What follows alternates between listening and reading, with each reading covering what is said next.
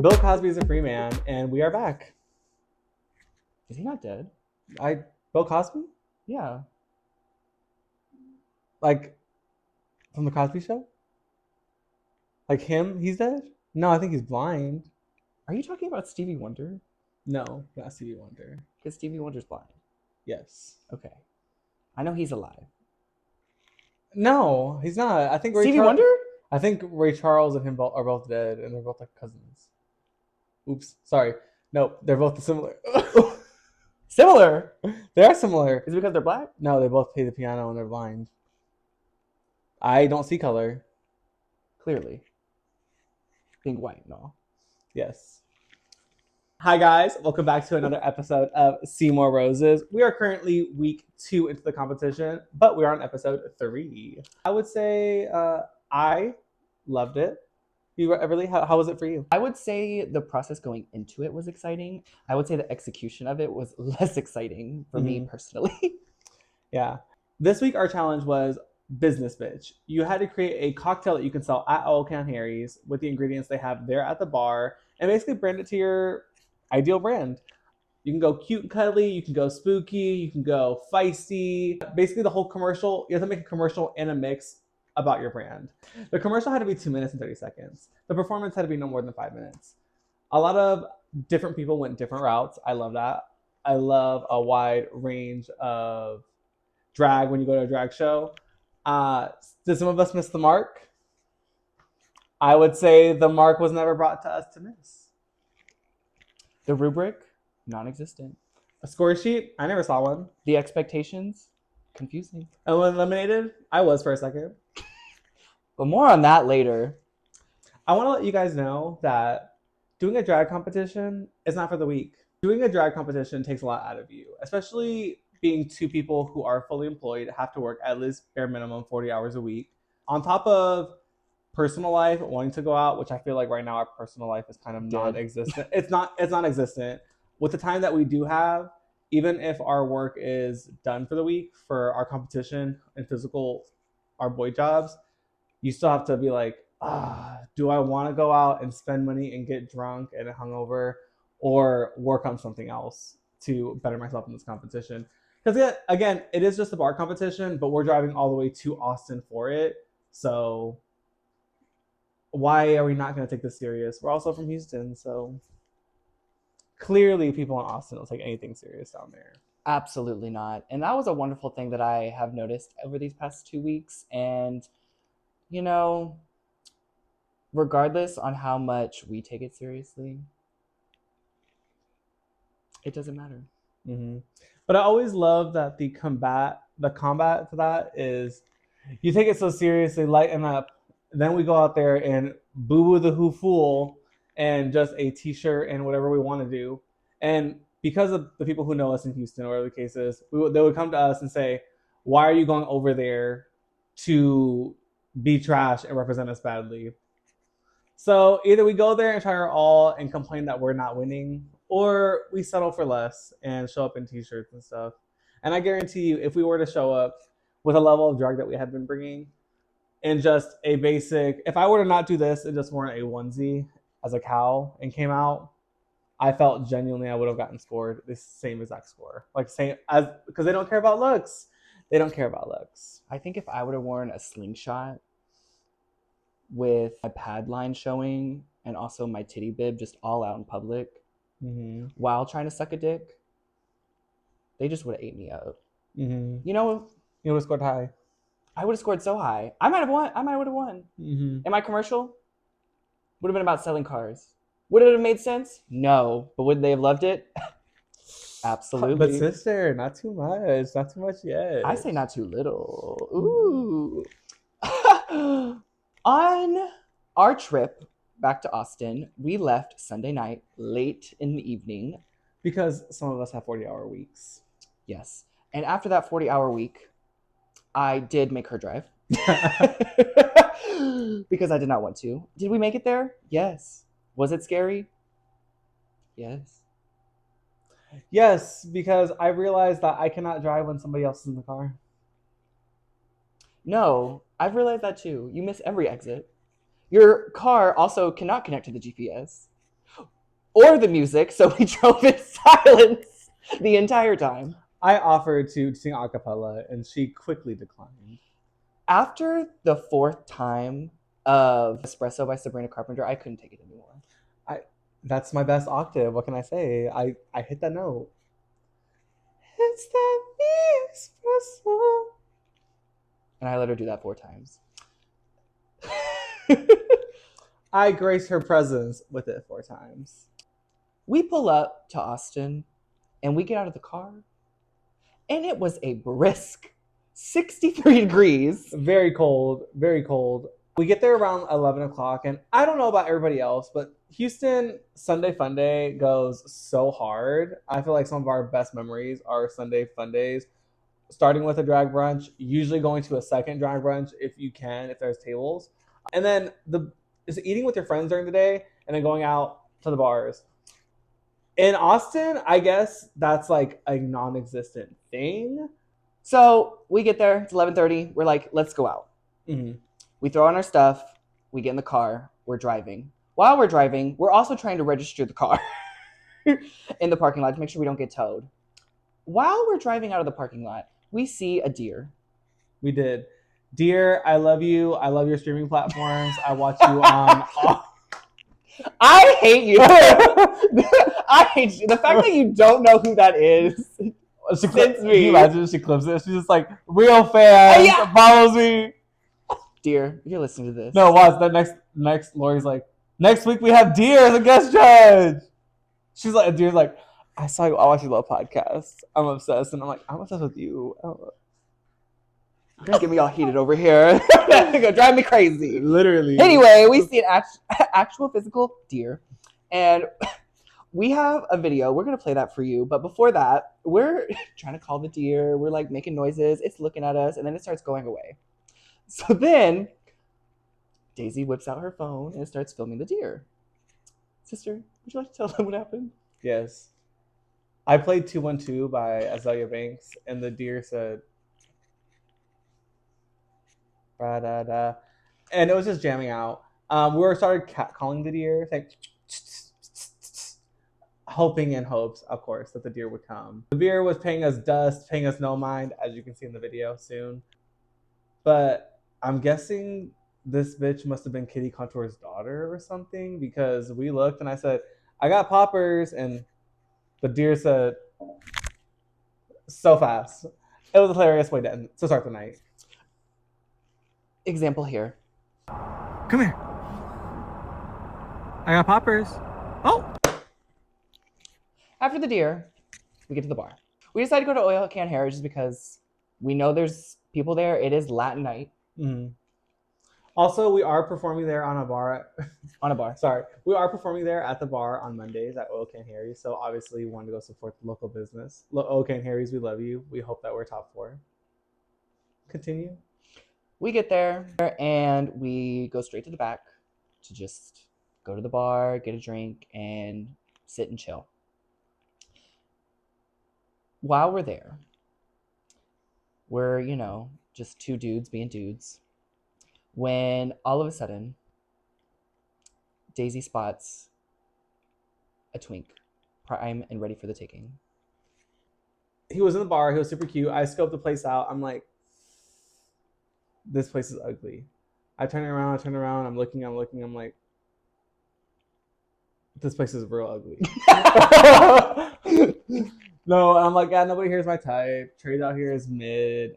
It's a Sunday. It is what it is. Everly, let's get some food. Let's go back to the place we're staying at and just enjoy the night. And then I spot this most gorgeous. I'm drunk, so he's very mid-looking guy. We're messaging. I send a little tappity tap and a little hey message. I want to talk about the pictures he sent you. The very unflattering pictures that the 40-year-old virgin himself wouldn't send. What makes him so unattractive, sister? A very unflattering mirror picture, not manscaped, looking like Chewbacca, very into the woods, but not in a good way. It just was not for me. And then it's just like the ass picture was also not appealing. And If you're a real estate marketer and you are the real estate, why would you not post the best pictures of your property? Well, you heard it here first. If you would like her attention, please send whole, not poll. So while Dazey is receiving the most unflattering nudes of her life, I am just sipping my drink. And all of a sudden, sister, why don't you tell me what happened right behind me? So we're sitting there talking, and Everly's just like, oh my God, I'm too good for this competition. You know what? I'm going to be cunty, and I'm putting myself in the bottom. And I'm like, that's fucking stupid. And, and right behind her, I see these couples making out like, Kevin, Roberto, handsy, all. I love it. Love is love. I love all sidewalks, all crosswalks. They're for me. They're making out behind Everly at a table. One gets up, Kevin, specifically Kevin, is sitting at the table. Roberto is the one that leaves. I know because they're kissing each other and saying their full names. So this is full there. Is that why I was hearing numbers? Like their social security number? Was that what that was? Yes. I knew it. So we're just kissing and kissing and kissing. And Kevin stayed there and Roberto went to the bathroom. Two people, table. Me and Everly. They're right here. Roberto leaves. From the dance floor comes this little twink, literally dancing to Charlie XCX. It just comes over and sits at the table with Kevin. But they're on separate sides, not talking, but at the same table. And this is seconds. I'm talking about seconds right after Roberto leaves. So I'm sitting there watching. Roberto sees this little twink sit at the table, comes around the corner, and literally was like, really, Kevin? Really, Kevin? Really? And then Kevin's trying to explain to him that he just sat there. This little twink is just gets up, starts running. I'm over here looking because I'm like, should I say something? And then I'm just like, no, everybody goes through their own problems and insecurities. So I let them. Everly did not witness anything, but she was trying to tell me a story. And she's like, do I turn around? I'm like, shh, you're not the main focus right now. And I wasn't. And I was so glad she got this story because I laughed about it all night. Yes. With that being said, I did see Kevin on Grindr. So after the fight, we realized nothing's really going on. Let's go ahead and leave. Mm-hmm. We're like, it's around 1 a.m. And we're thinking, okay, let's go to another bar. We decide we're going to go to Rain. And we go out the bar, walk to Rain, and we're, checking our IDs. They're looking in our bags, whatever. Mm-hmm. And this group of guys come out, and there's 3 of them. And out of drag, I have really long, curly, wavy hair. That's all. And I style it pretty well. And I get lots of compliments on it sometimes. And when he comes out of the bar, he gives me a hug and says something in my ear. What I hear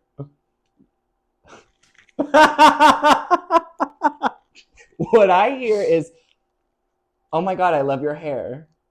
I pulled away from it and said, oh my gosh, thank you. And he said, no, there's nobody in there. And I said, oh. Right.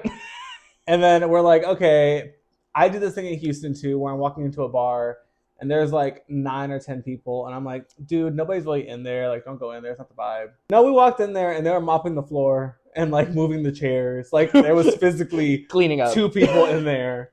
And it was 1 o'clock, getting ready for the closing shift at 2 because they knew nobody was going to be in there. So we did after that. Yeah. It's the next day. It's competition day. It is. Mondays. The best days, apparently. We get to the bar in our half boy, half girl, half cow fantasy, I would say. It was very homegrown fantasy. We get there and right away, nobody says anything to us. Per always, per usual. And I said, oh, sister, they saw the promo. Yeah, I was like, yeah, if they saw the video, they're not going to like us. Even if the people who saying, oh, I don't watch it, whatever, you were really friendly first week. You were really not friendly the second week. But that's not the only thing that switched up this week, because as we'll get to it, everybody and their mama stepped their pussy up this week. Oh my God. I got to the bar and I told Dazey, I said, I'm not going to get dressed because I was going to wear this and then something over it because I didn't want anybody to see this because it was my reveal. Mm-hmm. After we realized no one's talking to us, we was like, let's go get a drink. And I said, you know what? Before I do that, let me take everything out of my suitcase that I'm going to wear just so it's out and I'm ready to go. So I take this out. I take my business executive realness jacket and pants out. And I'm like, okay, I'm going to set this here so when I come back, I can get dressed. We go out there and we are going to order a drink. And we notice that they have everybody's drink that we made for the challenge on a piece of laminated paper. Mm. And we were like, oh my God, this is so cool because we didn't expect that. It was so sick seeing our names plus our cocktails. Yes. I knew they were going to be selling it at the bar because that was the whole challenge. But I guess I didn't really think again, there was no rubric. So I didn't really know how they were going to be doing all this. And again, there was no rubric. So when I looked at it, I said, oh my God, I'm going to order my drink. And you thought the same? I thought, yeah, same. Well, actually, that's a lie. I went there and I did not see the paper. I did not. I said, yo, can I get a tequila Red Bull? And of course they asked if single or double. My answer, a triple. Flashback 20 minutes in the car on the way there when I talk about how I cannot wait to start drinking. And Daisy goes, I'm not drinking tonight. And I go, not even one? She goes, I'm going to be sober tonight. I said, okay. When I'm sober, I feel my professional girl fantasy. And as soon as we got to the bar, she said she got her triple. Yep, I got my triple. Right after I had my tequila Red Bull, I decided, you know, what the hell? The night's early. I perform best when I have, you could say, a little liquid courage. So I had Daisy's Moo Milk. Fantastic drink. 10 out of 10. If you're watching this video, stop what the fuck you're doing. Go to Oil Can Harry's and get a Daisy's Moo Milk. I'm telling you right now, it's liquid gold. I ordered a Moo Milk. It's a little tasty. I ordered my second Moo Milk. Decided I needed a break. Then I ordered another tequila Red Bull to break that up. Then I said I wasn't going to be drinking anymore. And I was going to die down and sober up. So just tequila sodas for us tonight. I love that. So we get our drinks and we go back into the dressing room. I'm, just drinking my drink, noticing no one saying hi. Daisy goes like, I don't care. And so goes and forcibly inserts herself into these people's conversations. Her and Will. And she came back to report to me and said, yeah, they're cliquey. And is. She said, I'm going to go take a piss. Yeah. And I said, I'll be here. While she was taking a piss, I decided, you know what? I'm going to get dressed. I put this on and I said, perfect. She comes back. She goes, why are your clothes on? Very much. And I said, I hate feeling like I'm not going to be ready in time. 100%. And I knew I was like 7th or whatever, but I knew I'd rather feel prepared and ready to go than rush and stress and something not work, especially for a competition. Oh my God, I would have been so stressed. So she's putting on her costume. I'm putting on my reveal, which is tearaway pants and a coat that I made for the business executive thing that is also in my commercial. And I go to put on my pants and I notice that one of the pant legs has a direct cut through the fabric. Now, this wasn't a tear. This wasn't an undone seam. This wasn't a rip. It was a sliced material that looked like it had been taken to by scissors. And the only place that fabric has been was on my body when I did the tearaway and then put it in my suitcase, came here, and then took it out of my suitcase and went to get a drink. So, what I will say, when I find out which one of you little bitches cut my outfit, it's over. So it was me. 15 minutes before we went on stage, we had people then starting to greet us after they were primed, plugged, and ready and had everything choreographed. They made their rounds and said hello. Didn't feel like, oh, hey, I'm excited to see what you have to bring. It's very much, we're in this competition. This is my obligatory. Hey, I'm doing my rounds. Hey, that's cute. You made that work. Very Annalie, when she comes in, she goes, hey, all the girls. Yes, you know what I'm talking about. It's like you do it because if you don't do it, it speaks louder than you just doing a small little hi, even if you don't mean it. Yeah. Compared to I'm purposely gonna go out of my way to not greet you or say hi to you. Yeah. I think everybody's playing it safe this season. Well, again, they all know each other and they don't know us. So and I think that's an advantage. It is until they start cutting your costumes. Well, with that being said, Everly, I want to check in weekly. How is this podcast treating you? You know, it has been treating me with a heavy weight, I would say. Mm-hmm. The weight of the podcast is definitely on my shoulders. It feels like it is so heavy. How would you say you're reacting to this lifestyle of being a fan favorite? Bitch.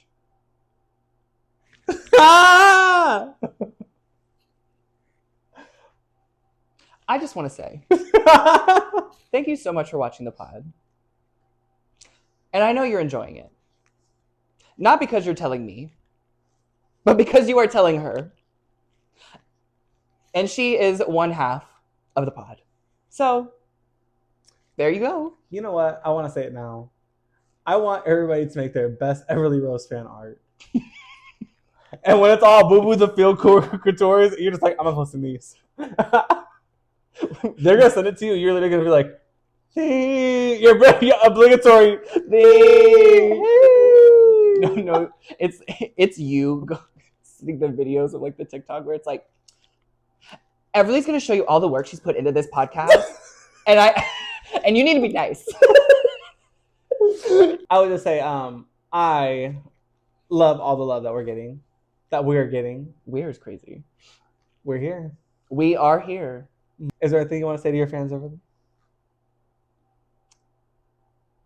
Hi, Mom. Business bitch. Creating yourself in a drink. Why did you pick your drink and why? When I went into this challenge, I wanted to think of something that had roses, spiked, dark, wet, gorgeous. That's really what I think about when I think of me. So I was like, okay, what can I do? Spiked is easy because anything with alcohol is considered spiked. Mm-hmm. And I was like, okay, roses. I don't know if the bar is going to have rose water or just rose flavored something. And so I was looking in my closet and I was thinking, what could I wear? What could I wear? And I was like, I saw this and I said, oh, this is perfect. It is roses. Yes, my brand. It's lavender. Okay, I can use a lavender drink. Perfect. And I was just thinking, okay, what goes with lavender? And I remember I went to this restaurant and they had a spiked lavender lemonade. And I was like, oh my gosh, this was awful. And I remember going, I could make this better. Mm-hmm. Once I knew that I committed to the drink, I said, what can I do to sell the drink in my brand specifically? And I knew that I wanted to have a lavender haze moment of just relaxation and feeling loose and just getting in the flow of things. And I said, what would you have to be in order to then take the drink and get in that feeling? I said, let's have the dichotomy of a super fast pace, very hard, aggressive energy performance in the beginning that transitions into that. And I said, okay, let's dive into my legal background and say I'm at a law firm and say all these things that then transition to that. And that's what I knew what I was going to do. So I made my script and I was very proud of it as I could be in that moment, I would say, of not knowing exactly what I was supposed to do, considering the lack of rubric of what all we needed to include. Mm-hmm. But I was like, I guess, perfect, it's done. And I started bouncing off ideas off of you. And you had mentioned that I should lean more into my mean girl aesthetic because everyone already sees me as that. And I was like, okay, you're right. So I should just stick to my dry humor because that's my humor. It's very dry, direct, fast. It's not campy, hee hee ha ha. cringe brain rot from TikTok. And I see that for your brand. So I was like, okay, I can add that with the mean girl. That's easy. And they already don't like me, so might as well just stick to, like, come on now. Here we go. So that's what I was going to do. And that's what I did. So overall, would you say that this was one of the easier challenges for you? No. This is more on the harder end? This is the harder end. Like, first impressions is easy. Because you should already have something that speaks to who you are and what you're doing. I think when you are given another challenge that lacks clear instruction, it then becomes an issue. So that was my real thing that I did not like. What I had made was easy.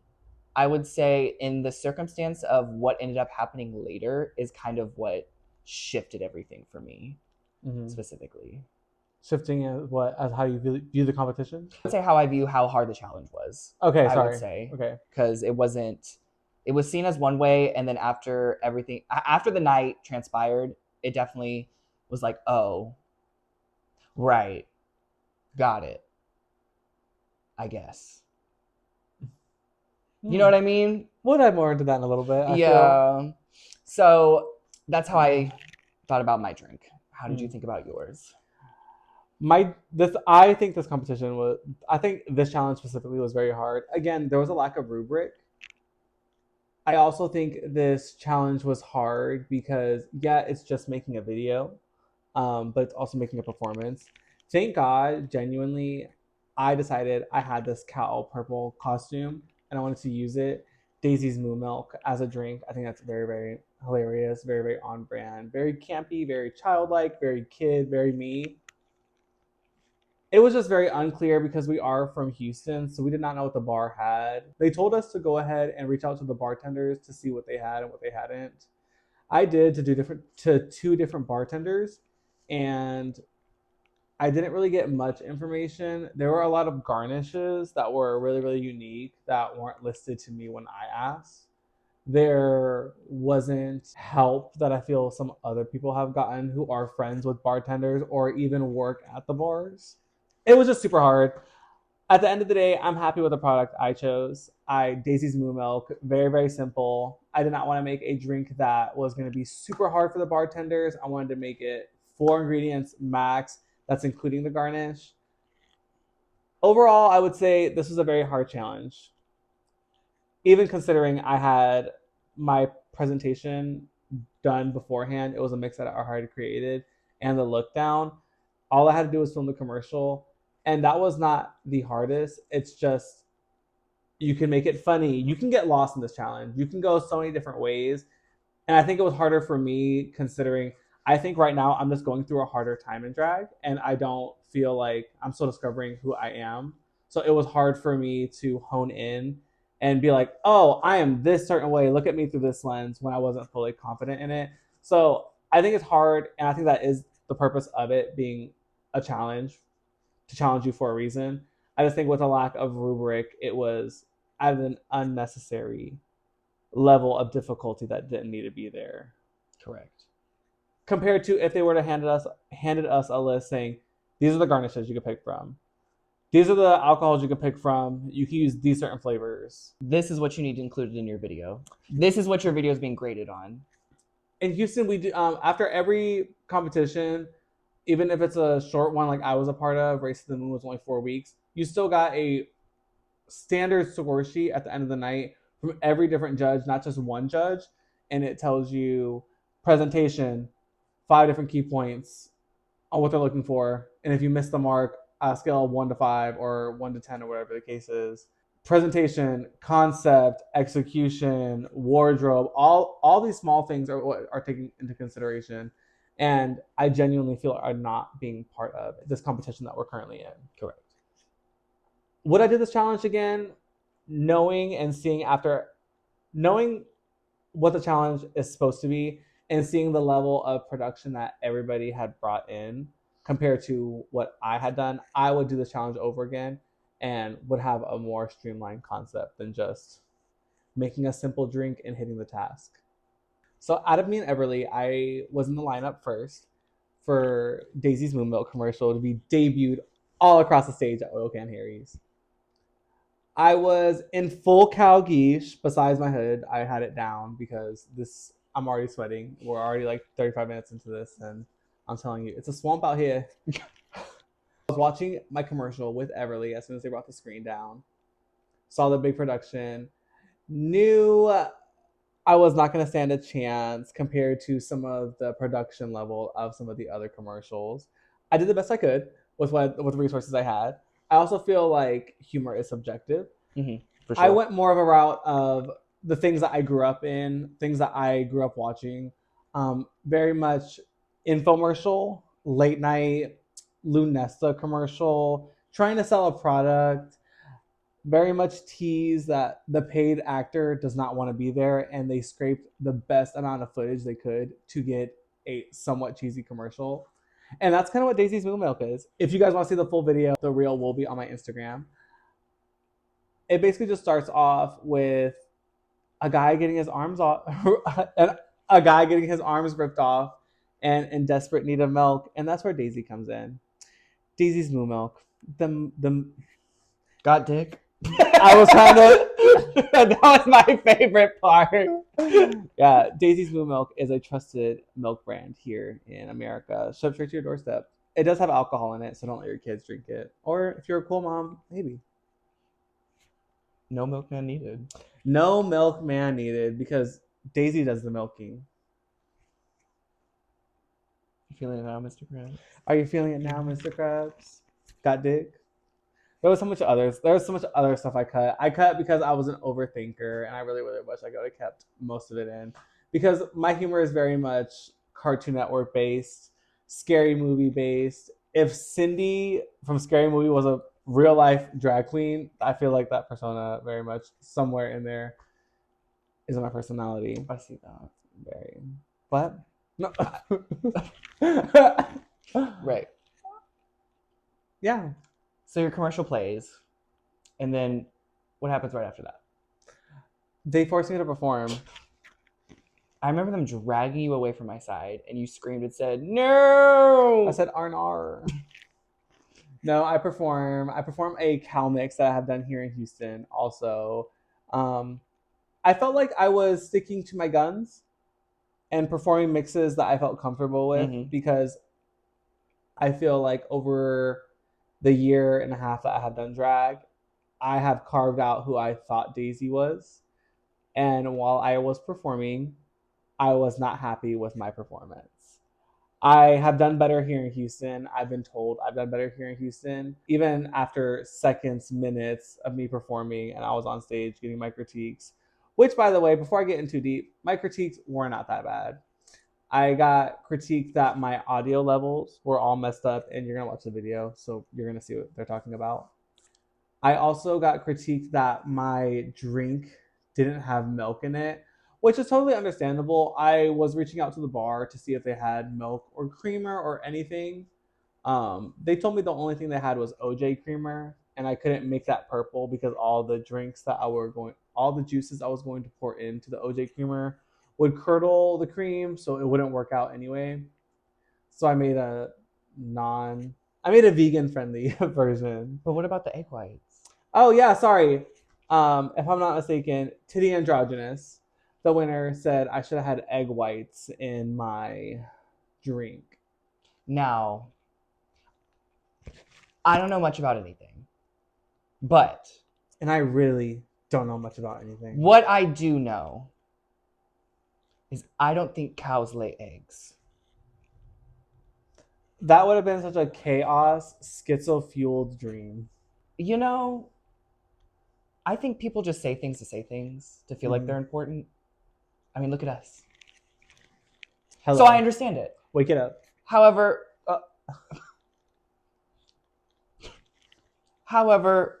there's no hard feelings here, and we're being reasonable. I like reasonings. Reasonings. Seasonings. All.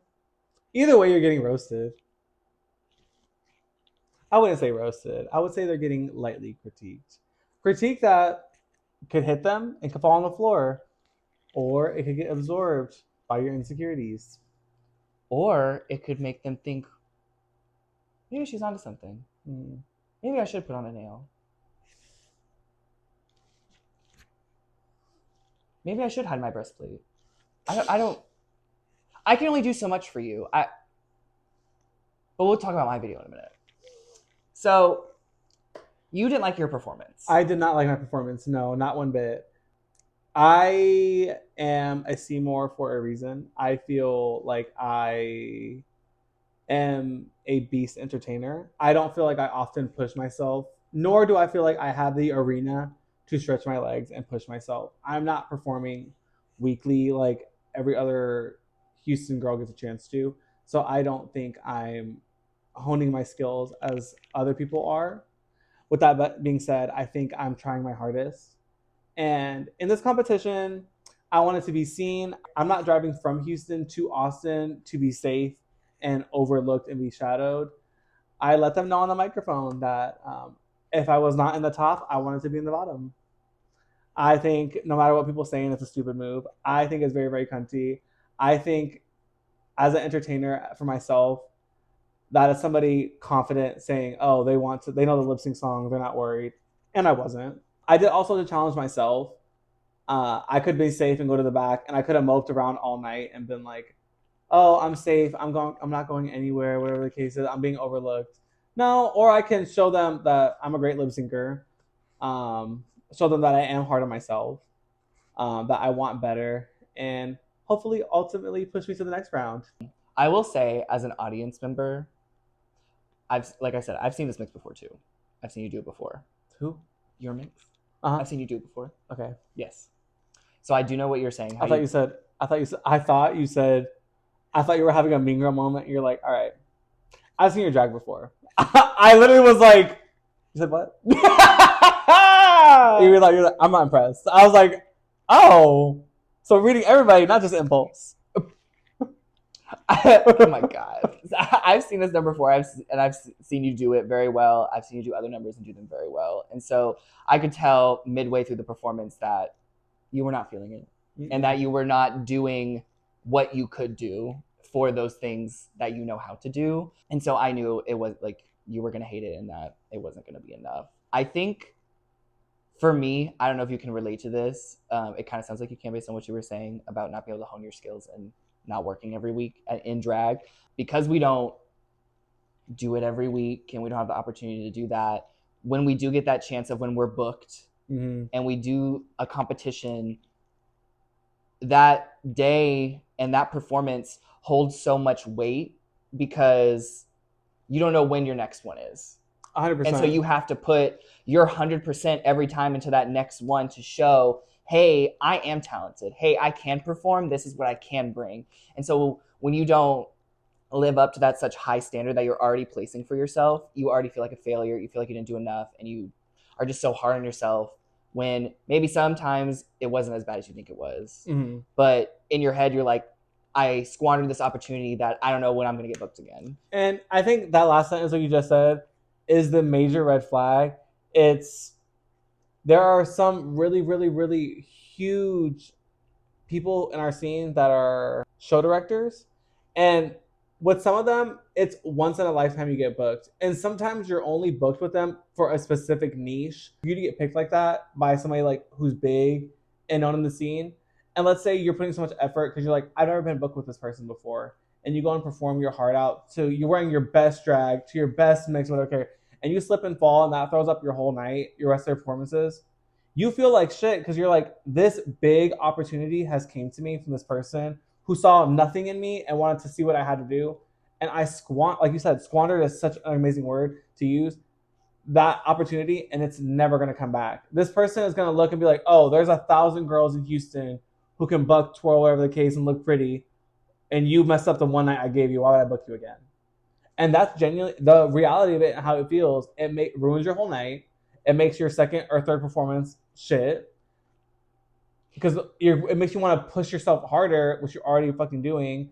And sometimes you're giving it your all and you're mad at yourself that you can't give more. Sometimes you're mad that you're not the best makeup artist. Sometimes you're mad that you're not the best wig stylist. You're mad that you don't have the best costumes. You're mad that some other girl can buck the house down. And I think everybody needs to be kinder to themselves. Me especially. Coming from me, I think everybody needs to do kinder for themselves. I think everybody is doing the best they can.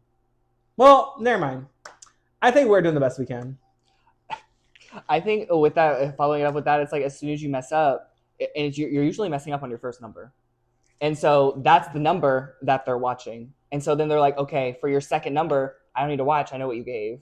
So you can give the best number as your second one, but they were in the back because they saw the mediocrity that you did for your first one. Mm. And there's nothing you can do about it. So for me, that's why I take everything seriously. Mm-hmm. And you can say like, oh, she takes everything so seriously. Why are you so uptight? Blah, blah, blah. I like to present a certain way. Mm-hmm. And I like to look a certain way. And I want to give the best that I can. And am I going to fall and not do my best from time to time? Yes, absolutely. I'm not human.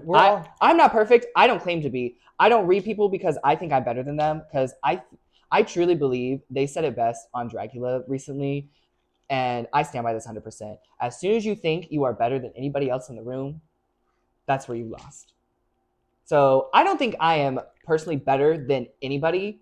I am confident in the certain things that I can bring and that I'm happy with and what I present. Mm-hmm. Am I the best at everything? Absolutely fucking not. Are there other people that are better than me at certain things? Absolutely. That's just the way it is. And so I feel like everybody just needs to take a chill pill. Mm-hmm. And get a nice spiked lavender lemonade. And then wash it down with Dazey's blue milk. And then honestly, get a rumple. A trifecta. So Everly, your video, what'd you do? I decided to take it in the route of, again, a woman working at a law firm. So the beginning of my video is Law and Order SVU. Dun dun. Yeah, very. And then it's a quick whiplash of me in my executive realness outfit saying my name, introducing what I do, and just doing a big old like bit back to back of being a mean girl, working, inserting bits of different sorts of stuff. And the bits that I think I added in were quite funny. Mm-hmm. I thought they were funny. The only thing the crowd reacted to mostly was the Law and Order, the dun dun. They said, ah! And that was the first 3 seconds. 3 seconds. And I said, right. And I said, I got this. And then silence. However, when I made a comment of, I run a tight ship, and then, are you not wearing nails? I later had found out that Dazey had said that everyone started checking their nails to see if they were wearing that any. As they should have. And were they? Count 1. Guilty. Count 2. I had that in there. Oh my God. And I was calling out the judges. It was so funny. They laughed at that. Okay. Yes. Some of them. Ritzy did get a little butthurt, which we find out later on the stage. But yeah, they were laughing. And then I said, treat yourself to a spiked lavender lemonade. And it then transitioned into a very ASMR, seductive, like lavender haze, very spiked lavender lemonade. Yeah, it was so funny. They laughed at that. They loved that part. That part specifically. After that, I was speaking too quiet, so I think if I would have had subtitles on that part, I would have been okay. That would have been good. But I think subtitles would have done us. Would have done a body good. Yes, for sure. So then my commercial's ending. I'm walking over to my placement, and I'm like, okay, here we go. It starts. My mix starts off with the first chorus and verse of Lavender Haze by Taylor Swift. Because that just, again, branding makes sense. That's how my video ended. It's the whole fantasy of itself. I was doing a soft, slow, sultry moment. And then after the chorus ended, it transitions into the live performance of Garden of Eden by Lady Gaga, mm-hmm. where it's the transition beginning before the song, where it's more like the symphony. So to build it up, because I'm doing a tearaway. I'm doing a tearaway of the vest and the pants. While I'm doing the tearaway, the pants get a little caught because, again, someone cut them. But I made do. It was a little rougher to get off, but I got them off, and I took off the coat. The coat was easier to get off, the pants more difficult. And I start performing, and I tear away into this because Garden of Eden, roses, lavender haze, like it's a whole fantasy. Like you see where I'm going with this. Well, The judges we see didn't. this. I don't know how much more spoon I could have fed them. I think they were full. They refused to eat. And that's really surprising because when you showed me your video, it definitely was like, I was like, oh, wow. Mine's trash. Well, also, I showed you my video and you said, are you wearing your lavender outfit? Yeah. Like, you knew exactly that I was going to be wearing this. Like, like, come on. Like, it just makes, I don't know. You felt like you were spoon feeding. This is, I can't go any spoon feed. Like, I can't go any dumber. I really cannot. I personally cannot. I am too. It will diminish your intellectual structure. It will diminish my intellectual integrity. There you go. That's what I'm because again, not saying nobody else isn't. I'm college educated. I double minored. I work at a law firm. I am very intellectual. I like to think. So I dumb things down a lot to make sure the bare minimum is met. And I don't know how more dumbed down I can go from lavender haze to wearing lavender and going into Garden of Eden. I don't see where to go from how. I don't. You just can't. Again, I don't think anyone's ever seen this. It's called Flowers for Algernon. Have you seen this? No. Okay. Sidebar.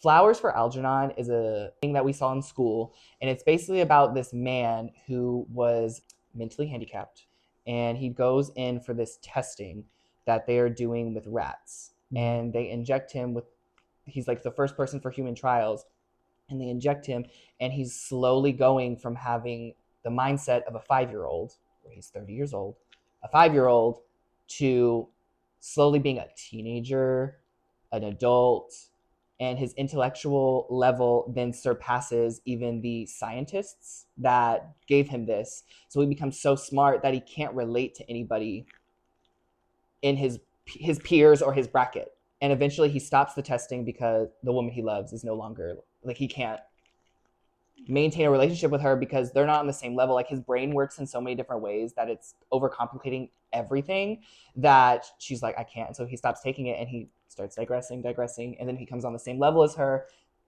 but then he's digressing, and then becomes back to his mentally handicapped state, back to the 5-year-old because he stopped taking the supplement. And it's like a big, I forget what the metaphor and the whole thing about it is, but that's sometimes how it feels for me when I want to apply all these metaphors and stuff. Like, I can do that because I'm going to understand that.